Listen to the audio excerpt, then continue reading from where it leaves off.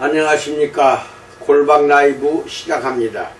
오늘은 예수의 죽음과 우리의 생명 9강 주제는 하나님이 세상을 이처럼 사랑하셨다에 대해서 살펴봅니다. 첫 번째, 하나님의 사랑을 인식하게 해주는 것에 대해서 알아보겠습니다. 하나님의 사랑과 예수 그리스도의 죽음, 이 둘은 어떻게 서로 어울리는가? 두 곳 혹은 세 곳에서 우리는 그 세상과 이미 만난 적이 있습니다. 그리스도께서 자기 생명을 죄인들을 위해 내주셨다는 사실은 초기 기독교에 의해 하나님의 사랑의 표현으로 여겨집니다. 이에 관해서 바울이 가장 자세하게 말한 곳은 로마서 5장입니다.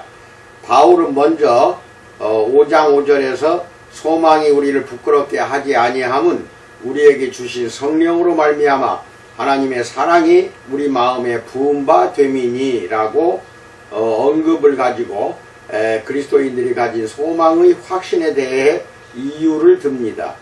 그는 하나님의 사랑이라는 말과 관련하여 자신이 이해하고 있는 바를 이어지는 문장들에서 설명하고 있습니다. 로마서 5장 6절은 우리가 아직 연약할 때의 기약대로 그리스도께서 경건하지 않은 자를 위하여 죽으셨도다 라고 말합니다. 우선 사랑이라는 핵심어가 반복되지 않은 채 예수님의 죽음은 여기서 하나님의 사랑의 표현으로 이해됩니다. 그 사랑은 죽음은 여기서 하나님의 사랑의 표현으로 이해되는데 우리가 아직 연약할 때에 이미 우리에게 유효했던 것입니다. 바울은 이로써 그리스도를 만나기 전에 인간들이 처한 상황을 묘사합니다. 그에게 인간들은 죄과를 짊어진 죄인들 혹은 하나님에게 전적으로 반역하는 경건하지 않은 사람들일 뿐만 아니라 악한 사람들이기도 합니다. 인간들은 그를 자신의 인생을 잘 살지 못하며 속수무책으로 죄의 권세에 넘겨졌거나 인생의 도전들에 직면하여 체념합니다. 소망 없는 이 상황에서 그리스도께서는 경건하지 않은 사람들을 위하여 죽으셨던 것입니다. 이미 로마서 4장 5절에서 바울은 하나님이 경건하지 않은 이들을 의롭다고 하신다는 사실을 언급했었습니다. 바울은 그리스도의 생명 내주심이 바로 악인들과 하나님으로부터 멀리 있는 이들에게 해당되었음을 분명히 하려고 합니다. 그들은 자기 스스로를 도울 수 없는 자들이지만 또한 하나님의 뜻을 거부하는 자들이며 그리스도께서는 그들을 위하여 자기 생명을 내주셨습니다. 이 과정의 파격적인 점을 강조하기 위해서 바울은 그 사이에 한 가지 생각을 끼워 넣습니다. 헬라인과 로마인들도 사람들이 자신의 생명을 다른 이들을 위해 투입하여 내주었던 현상에 대해 알고 있었습니다. 그러나 이것은 아주 대단한 예외에 불과했던 것입니다. 의인을 위해서조차도, 즉 모범적인 생활 태도를 가진 이를 위해서 조차도 죽을 준비가 된 사람은 거의 없을 것입니다. 아마 이런 일은 기껏해야 선한 것, 즉 조국이나 자기가 사는 도시의 방어를 위해서 한 번쯤 일어날 수 있을지 모릅니다. 그러나 바로 이 점이야말로 악한 자들과 경건하지 않은 자들을 위한 예수님의 죽음이 얼마나 독특한지를 보여줍니다. 이 점이야말로 하나님이 우리를 얼마나 사랑하시는지에 대한 가장 심오한 증거이기도 합니다. 로마서 5장 8절에서 우리가 아직 죄인 되었을 때에 그리스도께서 우리를 위하여 죽으심으로 하나님께서 우리에 대한 자기의 사랑을 확증하셨느니라 라고 말합니다.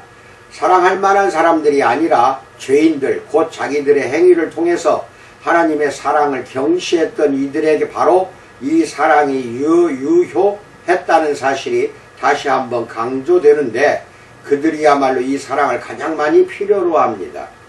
예수님의 죽음이 무엇을 초래했는지를 바울은 매우 깊게 구성된 논증으로 설명하고 있습니다.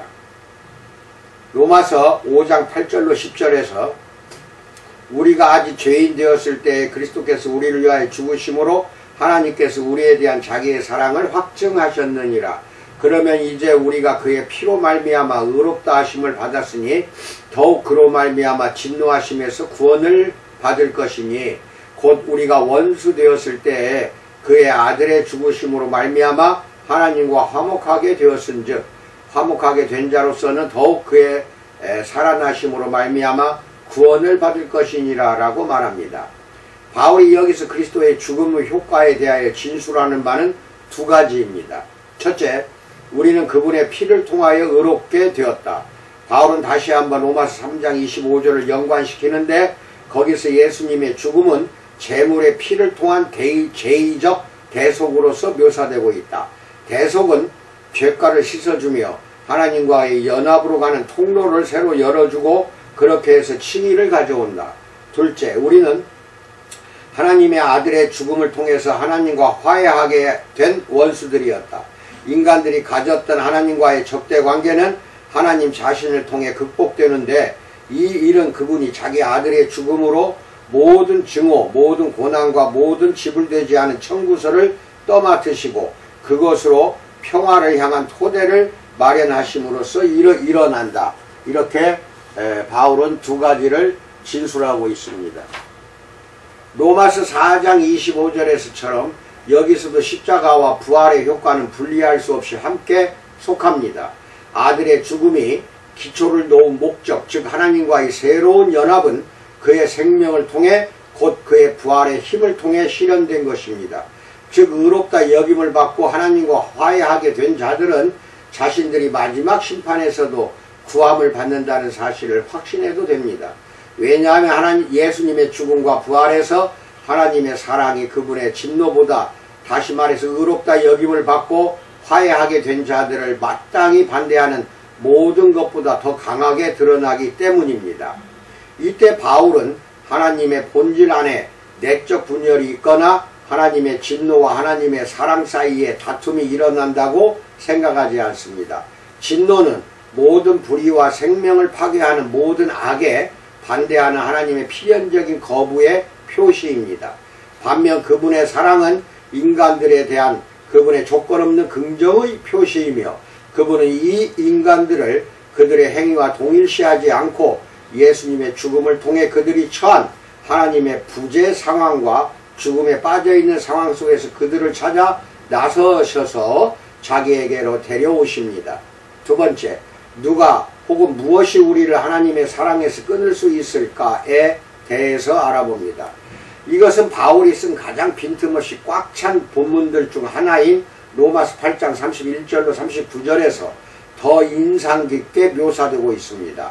이롭게 하시고 구원하신 하나님의 행위에 대한 긴 설명의 끝부분에서 해서 바울은 로마에 있는 그리스도인들에게 하나님과 그분의 신실하심 안에서 살고 있는 그들의 삶이 모든 위험과 공격 앞에서 안전하다는 사실을 다시 한번 확신시키려고 합니다. 그래서 그는 다음과 같은 수사적 질문을 합니다. 로마서 8장 31절에서 그런즉 이 일에 대하여 우리가 무슨 말 하리요? 만일 하나님이 우리를 위하시면 누가 우리를 대적하리요? 라고 말합니다. 바울이 질문하는 방식은 하나님이 정말 우리를 위하신다는 확신을 전제합니다. 그러나 바울은 곧바로 아무도 없다는 기대된 대답을 하지 않고 다시 한번 하나님이 우리를 위하신다는 확신으로 자기를 이끄는 것이 무엇인지를 분명히 합니다. 그는 다시금 수사적 질문을 하는데 그 대답은 이미 질문 속에 포함되어 있습니다. 로마서 8장 32절에서 자기 아들을 아끼지 아니하시고 우리 모든 사람을 위하여 내주신 이가 어찌 그 아들과 함께 모든 것을 우리에게 주시지 아니하겠느냐라고 말합니다. 바울은 여기서 이삭의 봉헌을 암시합니다. 그 암시가 이 진술에 인간적인 어감을 줍니다. 즉 아브라함의 예는 자기 아들을 내주는데 하나님이 얼마나 참으시고 이겨내셔야 했는지를 분명히 합니다.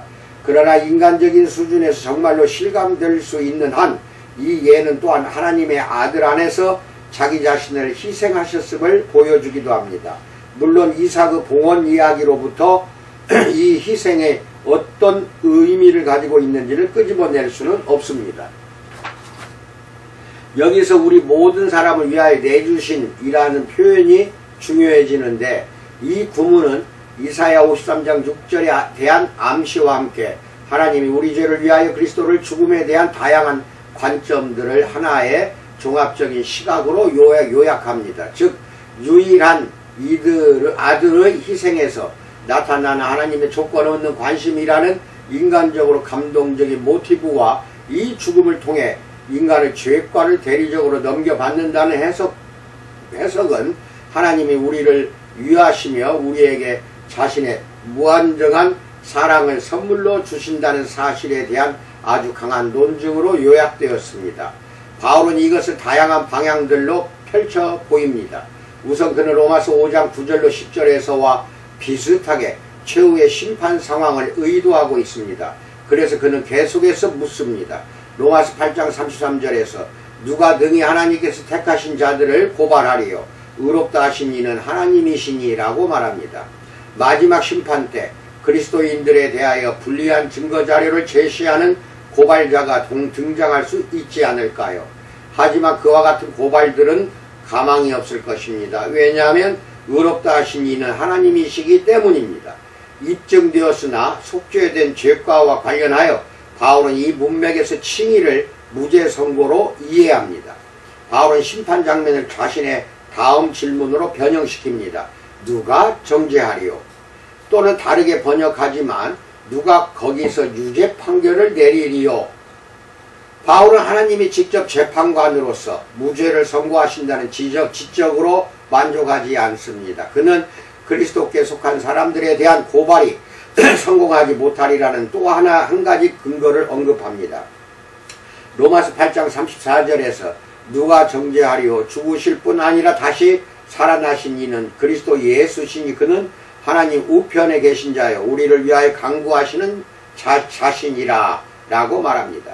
이 근본적인 약속은 이 중보자를 특징짓는 점을 열거함으로써 보충됩니다. 즉 그분은 죽으실 뿐 아니라 다시 살아나신 이는 그리스도 예수시니 그는 하나님 우편에 계신 자이십니다. 다시 한번 예수님의 죽음이 언급됩니다. 하지만 그러고 나서 또한 이 죽음의 구원론적 의미를 유효하게 하고 명백하게 했던 부활, 로마서 4장 25절과 새로운 요소로서 그분이 하나님의 공동 통치자로 높여지신다는 사실도 언급됩니다. 자기에게 속한 사람들을 위한 예수님의 중보의 권위와 효과를 설명하기 위해 바울은 여기서 이 특징들을 명명합니다. 그러나 한 고위층 후견인이나 개입할 준비가 된 방어자의 중보를 통해서 아직 결정을 내리지 못한 혹은 자비롭거나 자비로운 재판관을 관대하게 만드는 일은 주제가 아닙니다. 그리스도께서 우리를 위하여 강구하신다는 사실은 우리의 무죄 선고에 반대하는 고발자의 이의 제기들이 소용없다는 점을 확신시킵니다. 그리스도께서는 자신의 생명을 투입하심으로써 고발자들에게서 그 기반을 빼앗으셨습니다. 하지만 그 후 바울은 심판의 무대를 벗어납니다. 그는 그리스도인들의 고난의 경험들에 대한 이야기에 이르게 되고 다음과 같이 묻습니다. 로마서 8장 35절에서 누가 우리를 그리스도의 사랑에서 끊으리요? 라고 말합니다.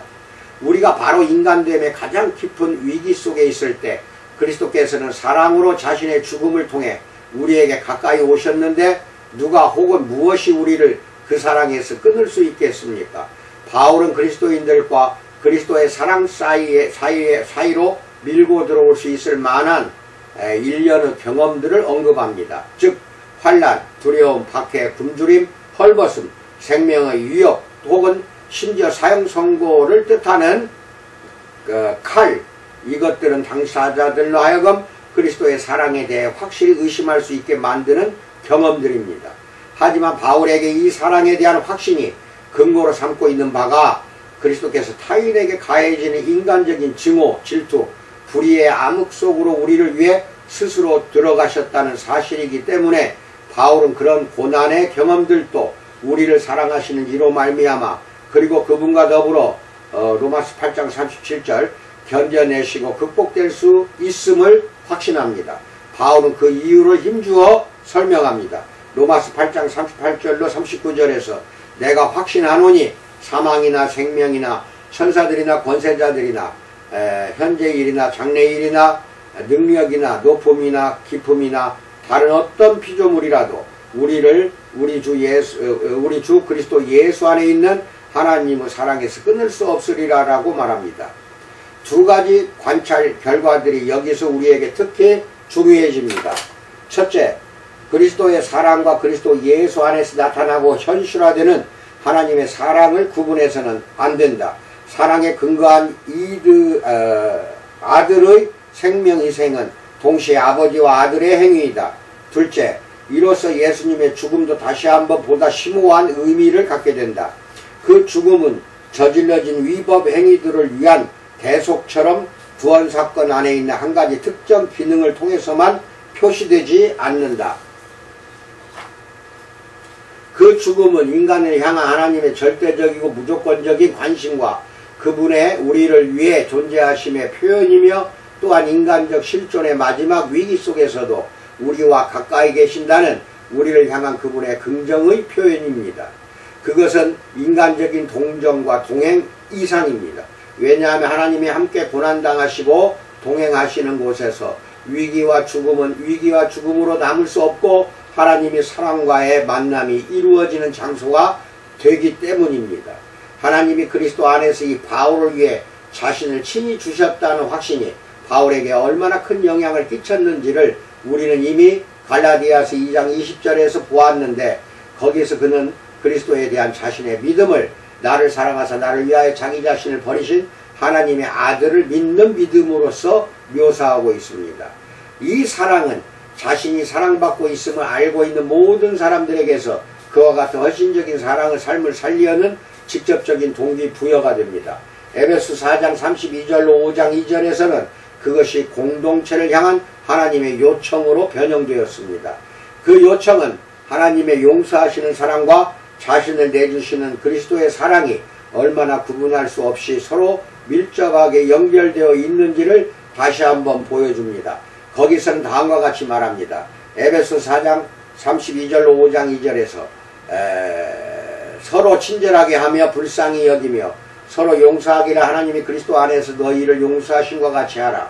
그러므로 사랑을 받는 자녀같이 너희는 하나님을 본받는 자가 되고 그리스도께서 너희를 사랑하신 것 같이 너희도 사랑 가운데서 행하라.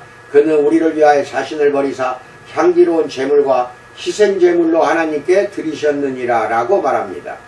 문맥은 예수님의 죽음이 여기서 하나님이 강력하게 요구하시는 제사로서가 아니라 하나님의 뜻에 상응하는 그리스도의 자기 희생으로서 묘사된다는 사실을 분명히 합니다.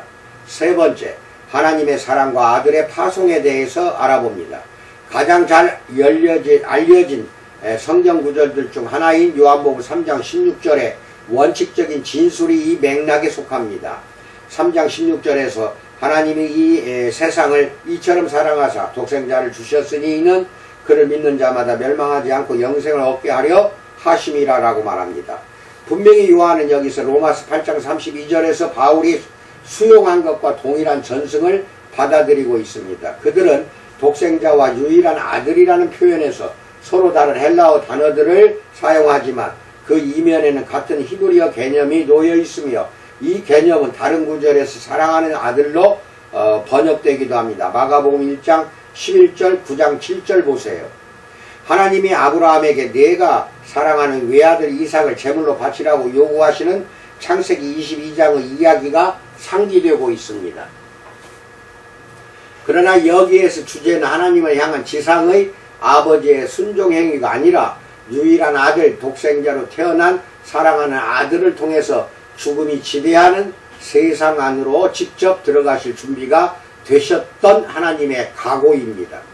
이로써 요한복음 3장과 로마서 8장 사이에 또 한 가지 차이점이 암시되었습니다. 로마서 8장 32절의 동사 내주다가 명백하게 예수님의 죽음과 연결된다면 요한복음 3장 16절의 주다는 보다 포괄적으로 이해해야 합니다. 그 동사는 이 세상 안으로 들어온 아들의 파송과 오심, 갈라디 4장 4절 로마서 8장 3절 보세요. 신적 말씀의 성육신 요한복음 1장 14절을 묘사합니다. 그러나 요한에게서도 죽음으로 가는 길을 떠맡으신 예수님의 각오가 그분이 이 세상에 오신 일의 마지막 결론입니다. 아들은 하나님의 현존 곧 그분의 영광을 죽음의 흑암 속으로 지고 가심으로써 생명의 빛이 암흑 속에서 붙잡혀 있는 인간들에게 이르도록 하기 위한 길을 열어주십니다. 믿음으로 이 메시지의 진리에 자신을 개방하는 사람은 죄와 죽음의 지배 영역에서 구출되어 하나님과의 삶, 영원한 생명 안으로 들어가 있게 됩니다. 요한복음이 이것이 어떻게 작동하는지 또는 예수님의 죽음이 이 사건에서 어떤 역할을 하는지에 대하여 더 정확한 설명을 제공하지 않습니다. 이 부분에서는 요한복음 3장 16절의 진술을 받아들이고 해설하는 요한일서가 이를 계속 진행시킵니다.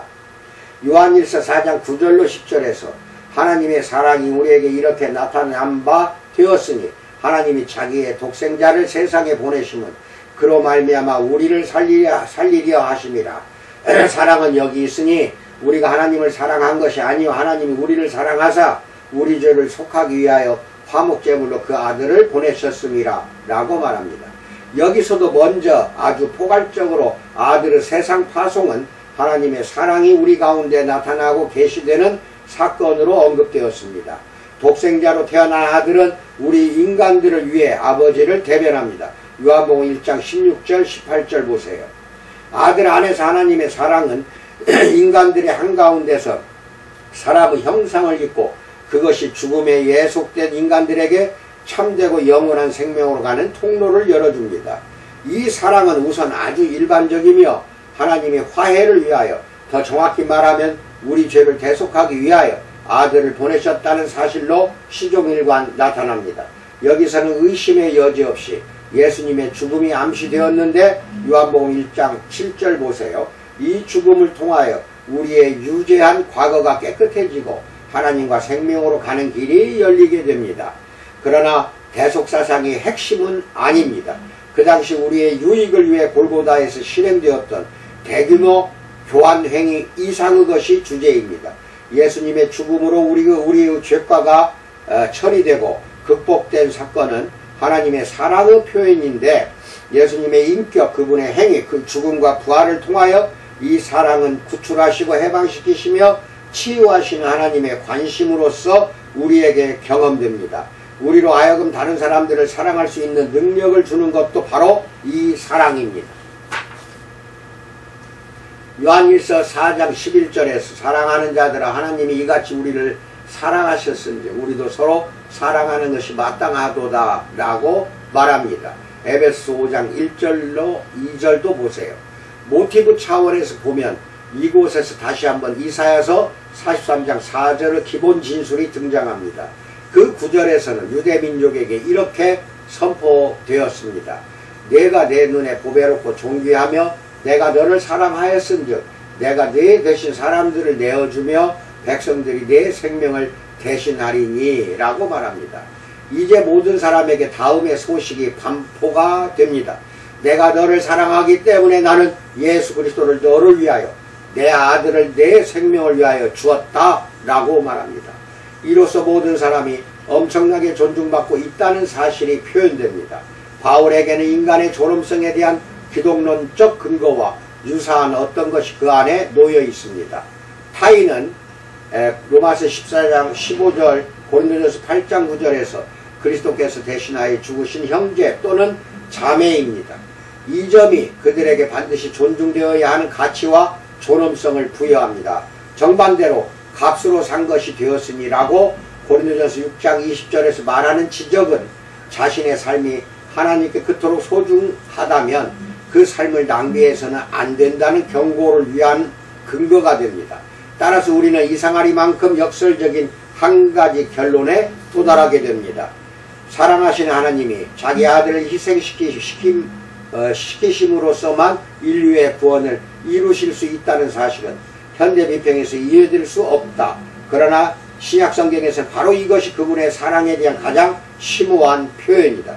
더 나아가서 신약성경의 문서들은 거의 배타적으로 예수님의 생명, 희생과의 연관성 속에서 하나님의 사랑에 대하여 이야기한다. 이를 이해하기 위해서는 다음의 사실을 확실히 하는 일이 중요하다. 즉 신약성경에서 여전히 하나님과 그리스도가 명백하게 구분되고 있음에도 불구하고 그 아들은 아버지가 자신을 위해 불 속으로 보내는 완전히 다른 인물이 아니다. 그 아들은 바로 자신의 고난으로 인해 아버지의 대변자이지만 또한 동시에 인간들의 대리자이기도 하다. 그 아들 안에서 하나님은 인간들의 비참함을 떠맡으신다. 대속에 대한 생각은 포기되기보다는 죄를 지어 죽음에 예속된 인간이 자신이 겪는 위기와 하나님 부재의 상황 속에서 만나는 하나님의 사랑의 관심 속으로 편입되었다. 아무것도 우리를 그리스도의 사랑에서 뗄 수 없다는 확신, 그리고 나를 사랑하사 나를 위하여 자기 자신을 내버리신 그리스도를 향한 신뢰가 그리스도인들을 아주 개인적으로 붙잡고 떠받치고 있는 것이다. 아멘. 이상입니다.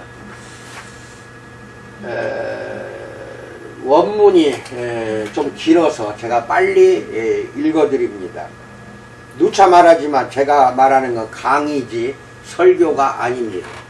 제가 이 강의를 해드리면 이 내용 중에서 일부를 발췌해서 여러분의 설교 주제나 내용으로 사용하시라는 뜻입니다.